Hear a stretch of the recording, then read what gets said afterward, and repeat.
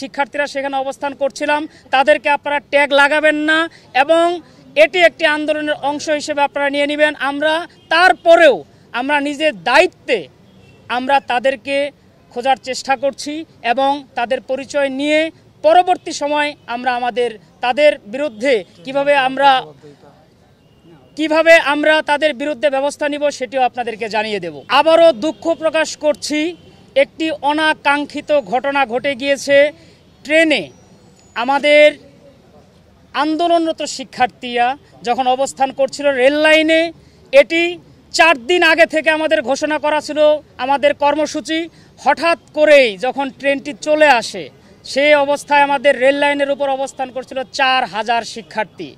4000 শিক্ষার্থী যখন সেখানে অবস্থান করেছিল 50 মিটার দূরে ট্রেনটি থেমে যায়।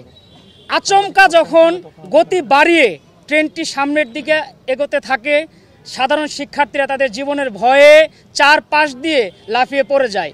এমন অবস্থায় 2-1 জন হয়তো এখানে ঢেল নিক্ষেপ করেছে এবং আমরা দেখেছি নিউজ পত্রিকায়, নিউজ মিডিয়ায় যে তারা আহত অবস্থায় রয়েছে। আমরা সমবেদনা জানিয়েছি, পরিবারের সাথে যোগাযোগ করার চেষ্টা করেছি, যোগাযোগ হয়েছে এবং যদি মনে হয় তারা আমাদের কাছ থেকে পরিপূর্ণ চিকিৎসা সেবা নেবেন, আমরা সেটার জন্য প্রস্তুত।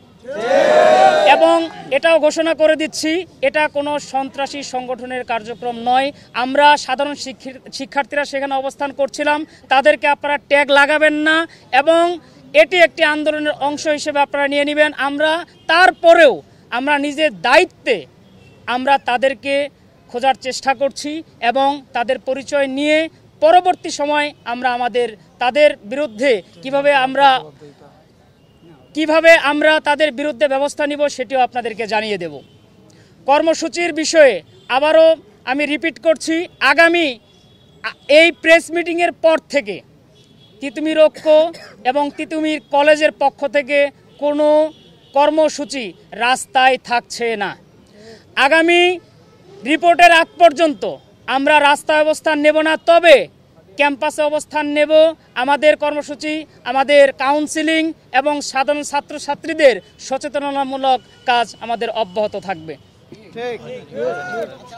আরেকটি বিষয় উল্লেখ করে দিচ্ছি, এখানে কিন্তু বারবার আমরা বলেছি এই আন্দোলন সাধারণ শিক্ষার্থীদের, আইনের দোহাই দিয়ে দয়া করে হয়রানি করবেন না।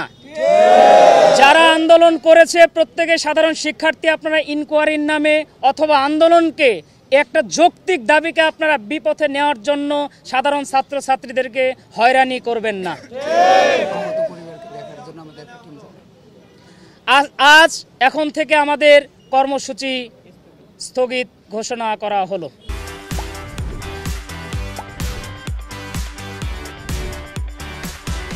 যেহেতু রাষ্ট্রপক্ষের প্রতি আমরা সম্মান জানিয়েছি, আমাদের পূর্ব ঘোষিত তিতুমির ক্লোজ ডাউন কর্মসূচিটিও স্থগিত ঘোষণা করা হলো।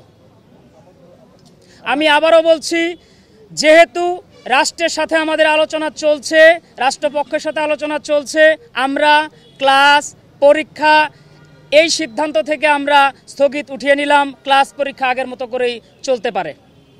এটা হচ্ছে পুলিশ আমাদের রাষ্ট্রের সবচাইতে গুরুত্বপূর্ণ একটি অংশ।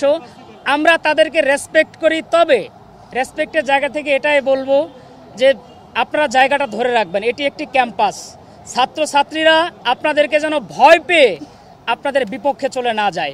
এবং আগামী দিনে তাদের প্রতি অনুরোধ রইল, আজকে যেমন সকাল থেকে দেখেছি সাজোয়া যে জল কামানের গাড়িটি নিয়ে আপনারা ক্যাম্পাসে ঘুরেছেন, এটি যদি সামনে থেকে যায় আসলে সাধারণ ছাত্রছাত্রীরা আপনাদেরকে অ্যাকসেপ্ট করে নাও নিতে পারে।